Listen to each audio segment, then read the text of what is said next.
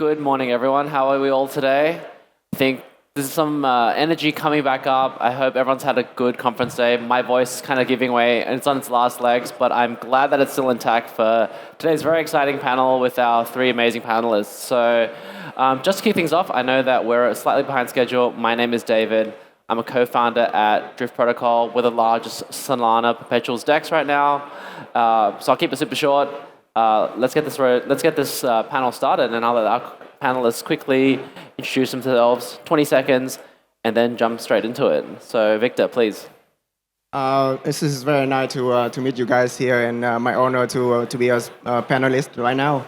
So my name is Victor. I'm one of the co-founders and CEO of Kyber Network. So Kyber Network is the APAC OG in the DeFi space, right? We provide decentralized. We provide the Kyber swap as a decentralized chains. We provide aggregation API for free forever, and we have liquidity protocols which is better than Uniswap, right? So yes. Hi everyone. My name is Sergej. I'm co-founder of 1inch Network. Actually, 1inch Network was built on a hackathon, and actually based on Kyber, Uniswap, and some other protocols.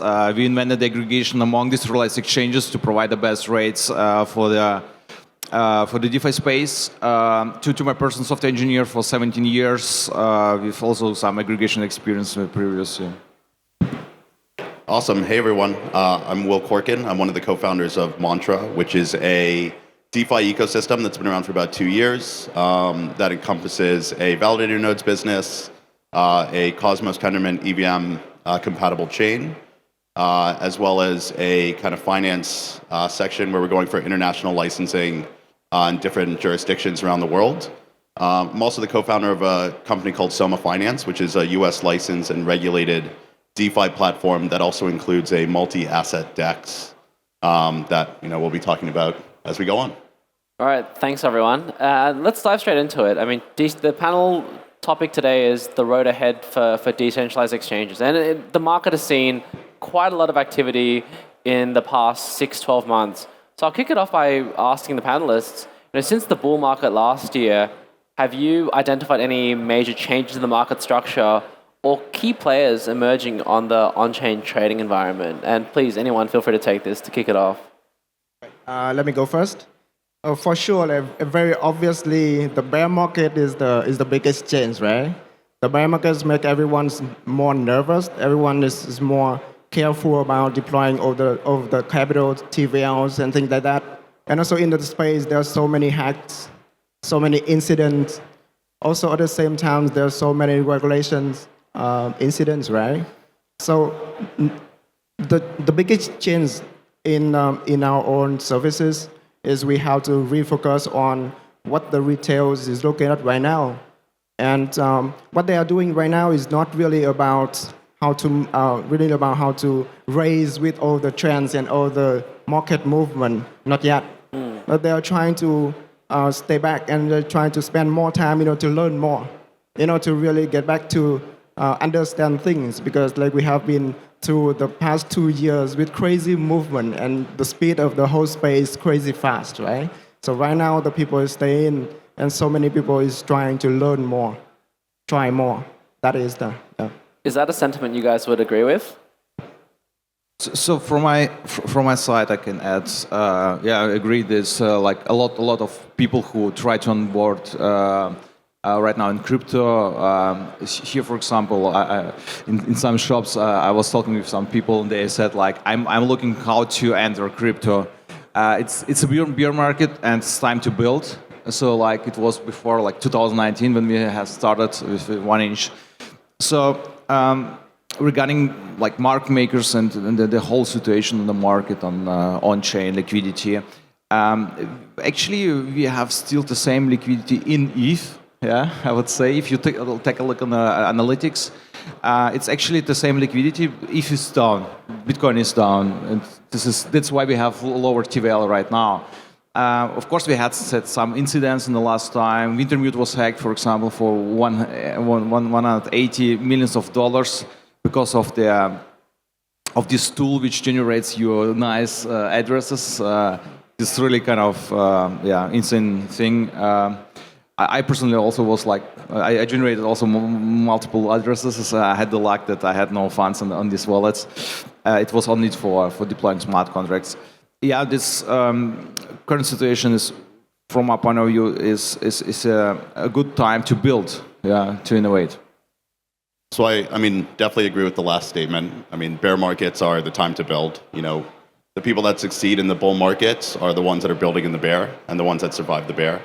But going back to one of Victor's points in terms of the need in the non-fungible bear, but going back to kind of the need and the push for regulation is one of the biggest things we're seeing both on the Mantra side as well as the SOMA.finance side. We've always been, very pro-regulation, pro-compliance, and seen a need for it, even back in 2016 with one of the first projects that I started back then. And kind of one of the USPs that we have with SOMA.finance is we actually developed an additional license on top of our broker-dealer to be able to work with, issue, trade in a peer-to-peer manner, and work with digital securities using any blockchain and any reg filing. In the US, we've seen so much coming out with the SEC going after different projects, any of these centralized exchanges even that, there's class action lawsuits that they're trading unregistered securities. So really the whole movement in the space is moving towards having a more compliant and more regulated and just a more trusted system where, at the end of the day, regulators, they're not bad people. They're there to help protect retail people. Of course, at times they can, stub some of the innovation and be slow. But at the end of the day, some of these features and having things like KYC, AML, or, government and federal insurance backing are there to actually help the users. Well, I'm going to quickly cut you off there because I think absolutely. let's turn this to more product conversation to begin with and then end on regs. I mean, regs is something we could talk about for a long time. I too am a lawyer. I'm a lawyer by background, so it's something I'm very passionate about. But I think in the interest of the road ahead, I want to focus on the product and what that means for your respective projects. So with the change in market conditions, maybe even change in market participants, how does that affect your roadmap, if at all? I know backstage we talked about privacy. That's something you guys are able to share. But really curious to dive a bit deeper into what that means for you guys as founders and as project leaders. Okay, so the whole market movement does change the roadmap. I mean, before the bear and also all around the bull runs, like we all think about how we grow the users and how we grow all the TVL and all the uses of the liquidity protocols and things like that. But now, since the bear market is coming in and everyone is focusing on building, the user is focusing on learning, right? And they're also focusing on how to survive to the bear market.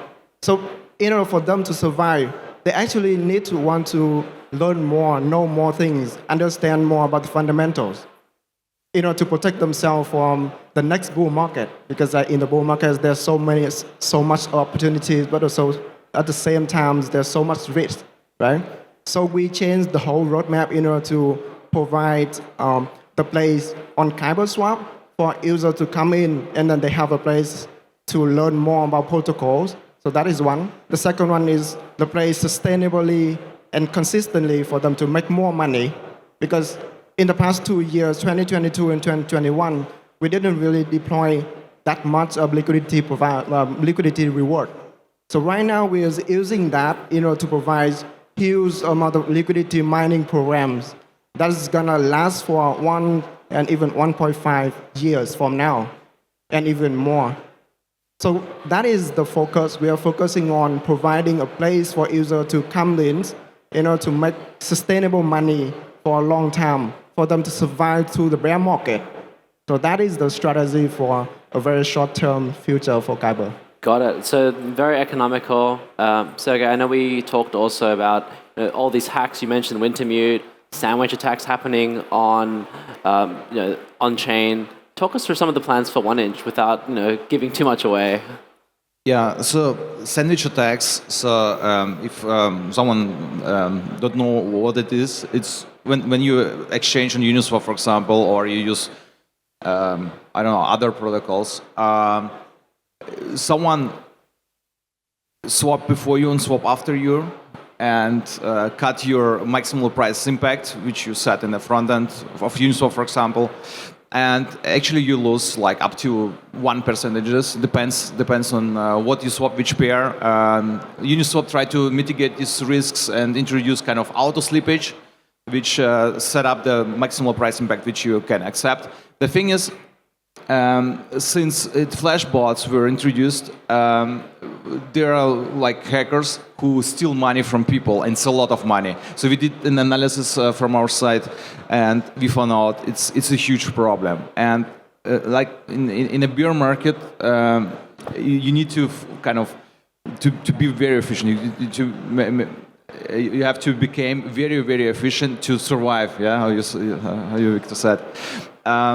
And in our case, we are also looking how to improve the space, how to make everything efficient, what we are already doing, and what's happening also in the space, how to improve it. And right now, the flash bot is a huge problem. From one side, it's illegal from my point of view that hackers monitor the transactions in the mempool and manipulate the liquidity in the terms that the user get less than they actually wanted.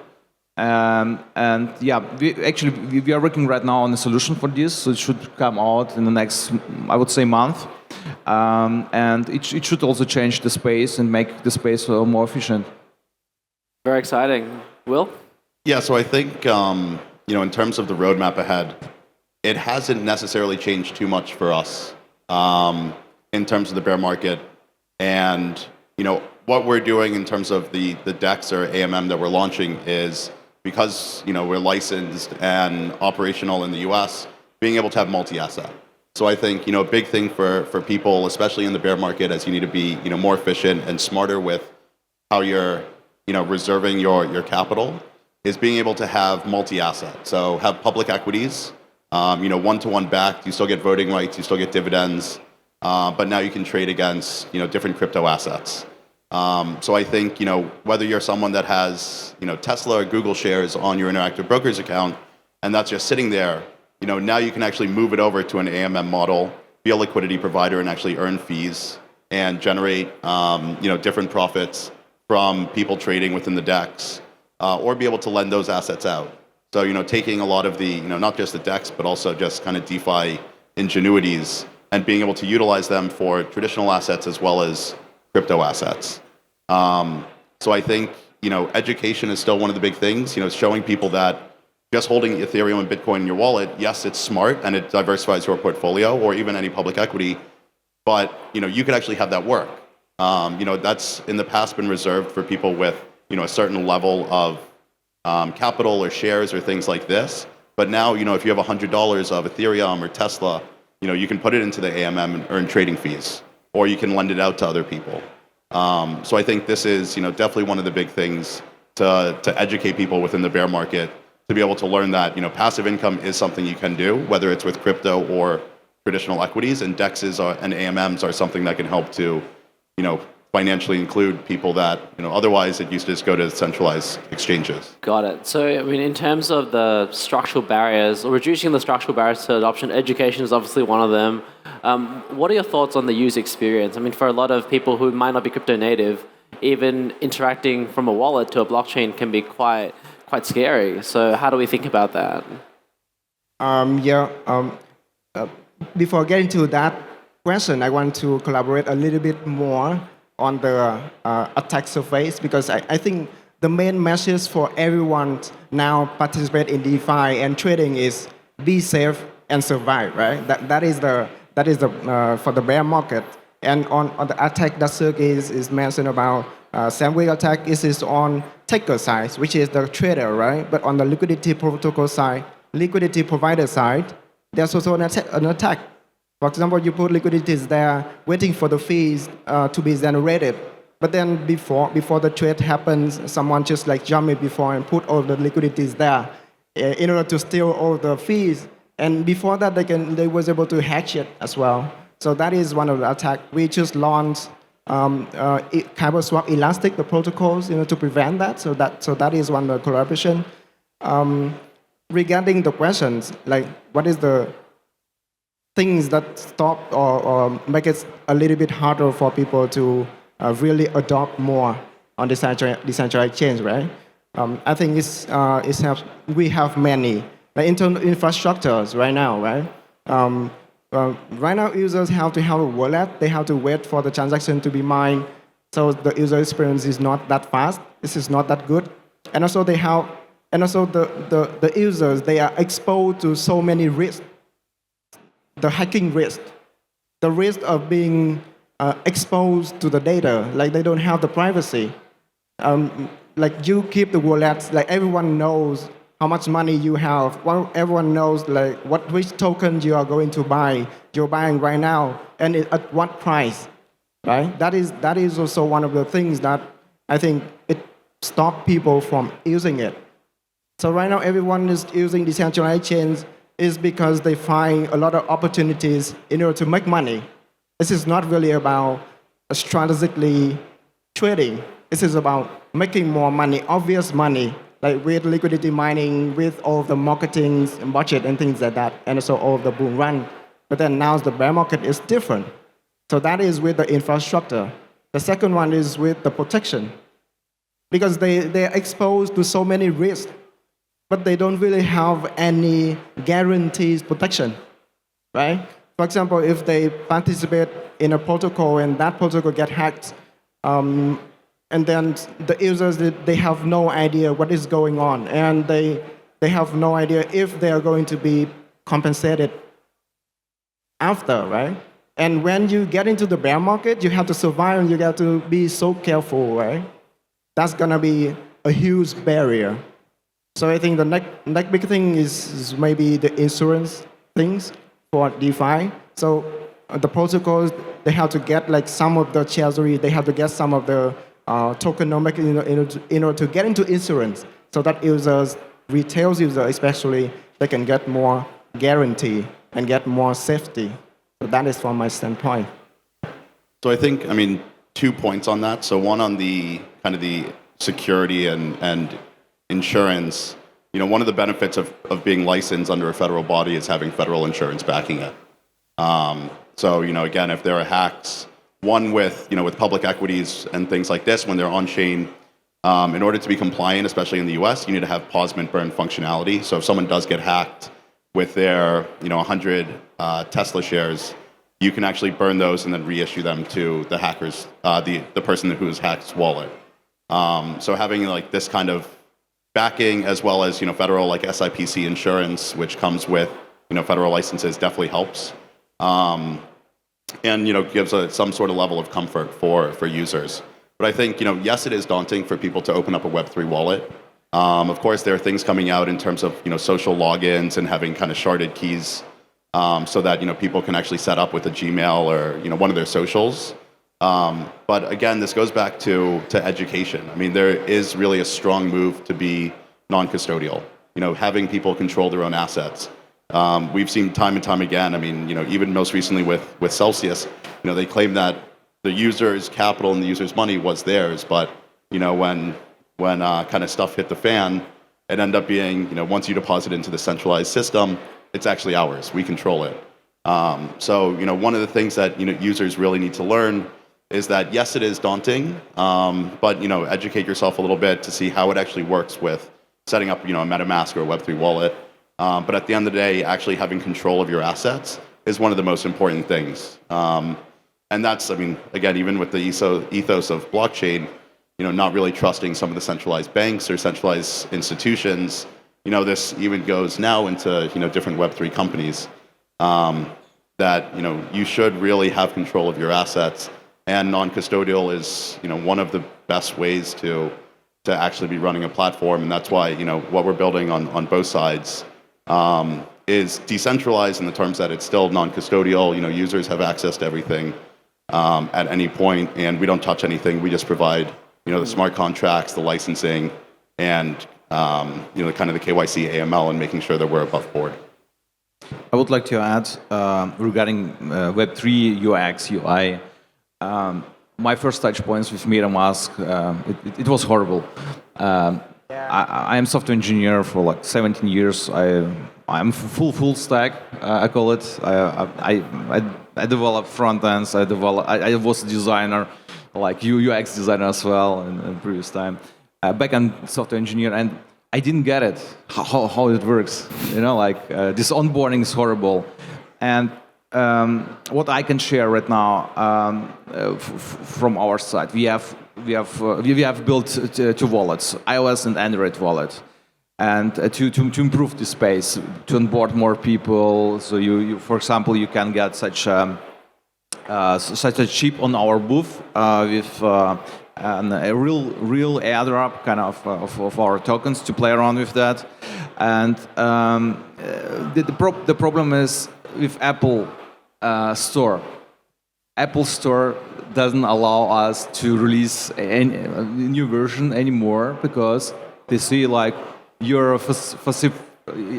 are like doing transactions, crypto transactions in the app, and you should maybe use the in-app purchase to sell NFTs because you have NFTs in your app. And if the people didn't buy the NFT on your app, you have to hide it from, remove it from the wallet. You shouldn't show it in the app. So they actually they don't understand anything about that. And so they're like kind of barriers which we have right now in the real world. This is like Apple who control the app store. There's no additional app stores which you can use. In terms of Google, they're better. They understand it much better. So for example, we had with my co-founder Anton, we had some presentation on Google Teams and Facebook Teams. They understand it very well, but we have not only to teach the retail people how to use non-custodian wallets and how that they also should understand that they own the keys. If they lost the key, it's a high risk as well. But we have also to teach tech companies like these big companies like Apple, that we are here to stay, and we need the support of these big guys because they control app stores. No, I agree. I think the application layer is super important, and right now it's being gate-kept. And I think thinking about dApp Store, which I think was what Solana is doing, makes a lot of sense. For a couple of friends of mine at Steppen, they're actually listed as a fitness app, not a wallet, even though it's play to earn, right? So I think it's so important that it's so important that these people embrace it. Otherwise, you're getting really creative around how to get around it. I do want to touch on institutions as well. We've talked about big tech giants, but let's move to institutions. What's stopping institutions from partaking in trading in a decentralized, non-custodial manner? It's something that we've struggled with. They typically want custodians. Obviously, the smart contract risk, what we've talked a lot about. But how do we get these bigger players on board to platforms like yours? So I think institution is way different from the retails, right? So for retails, they are focusing on opportunities, learnings, right? And kind of make more money and things like that. But for institutions, they are really looking at optimizations, efficiency, and also protection, right? Protection is one of the biggest one. Right now, decentralized chains, and also in general, the DeFi, on-chain DeFi, the protection for institution is not there. When you get institution, normally they goes with high capacity. When you get all the capacity of the money going in DeFi, and then you're exposed to the same risk with those guys, retail guys, right? It doesn't make any sense. So you have to have more protections there in order to get more institutions. The second important one is actually the efficiency, right? Efficiency right now, it can come with liquidity protocols, we can come with DeFi protocol in general, but at the same time, it has to come with infrastructure. So for infrastructure, you have to have blockchains or layer 2, layer 3, whatever it is. You have to support on very fast and efficient way for they to participate in the finance space. So that is one. The second one is they have to have that privacy protections, right? Still, again, privacy. Just imagine if you have billions of dollars, and then you deploy it on DeFi, and this is exposed to everyone. Like everyone knows that you are moving $1 billion from one wallet to another wallet. For example, you're buying some token, right? And then suddenly that can be seen as a price manipulation or something like that, right? It can be used that way. So I think in order to get more institution to DeFi space, we have to unlock that infrastructure barriers, which is with layer 2, layer 3, and even more like application-focused layers. Yeah. And then we have to have more protections, right? Privacy and then insurance, as I said before. Yeah. I would like to add, so from my point of view, we need a compliant and regulated environment for institutionals. So right now we have a couple of projects, for example, Oasis Pro in US, they're regulated. They try also to build such an environment where everyone can deploy. And I like this idea because DeFi is about composability. So, for example, like we built 1inch on top of existing protocols, and there's also need to have such an environment where everyone can deploy Curve, Uniswap, Balancer, Kyber, and we can benefit from each other and provide great infrastructure, yeah, in fully compliant, regulated manner. For this, we need to introduce KYC ML, yeah, at least for institutions, and I see also in the future that it's possible to introduce also KYC ML in a normal DeFi space. It's kind of then it's permission, yeah. But I guess everyone is KYC'd on Coinbase, Binance, and other centralized exchanges, right? Why not to be KYC'd on DeFi space with an NFT, yeah? Privacy is very important. So for institutions, I agree. Yeah, they need to hide what they do, yeah. We are also kind of. I'm waiting for the new product for Kyber. I heard, yeah, they're working on very nice kind of private solution for trading. Would be great to see that. From our side, so we are working on 1inch Pro, and we try to build such an environment. It's not that easy. It's really not easy. But I think it's possible. So we are also kind of far enough. So we are going to release next year such a solution where everyone can just pass KYB and ML and participate in this compliant environment, yeah, and benefits from DeFi technology. Yeah, no, I agree. I think in traditional finance, so I was a trader in a past life, they have dark pools, which essentially mask your size, and that allows you to move large amounts of money without the rest of the market knowing or even front-running that information.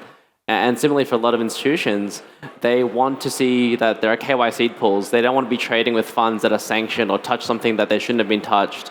So there's definitely a lot of challenges. Will, I know there's something that you're quite big on, so I'll pass it over to you. Absolutely. And I'll be conscious of the time, so I know we're running out. But Sergej absolutely, hit the nail on the head.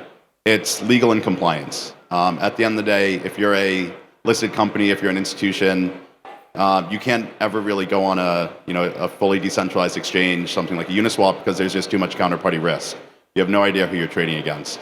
Having licenses and KYCing and AMLing everyone coming on allows institutions to actually come on board and participate within the DeFi ecosystem that's been developed over the last 2 years.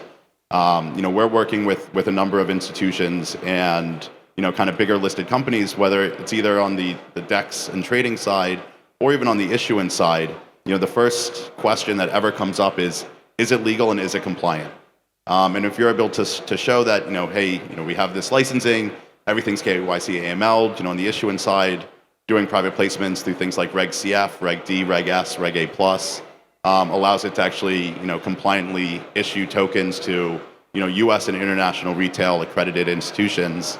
So that's really been the biggest missing piece is institutions, they want to come into DeFi, they want to be able to participate, and they want to be able to take advantage of a lot of the rewards that are happening with indexes and AMMs. But ultimately, if they don't know who they're trading against, it's impossible for them to do such. Fair enough. So licensing, KYC, AML, and having kind of the traditional checks in place is crucial for kind of the next wave of institutional onboarding. Great. So, I mean, I know we're out of time. And let's end on a high note, guys. I mean, love to get your thoughts on what you guys are most excited about in the next 6 to 12 months, whether it be product or something else happening.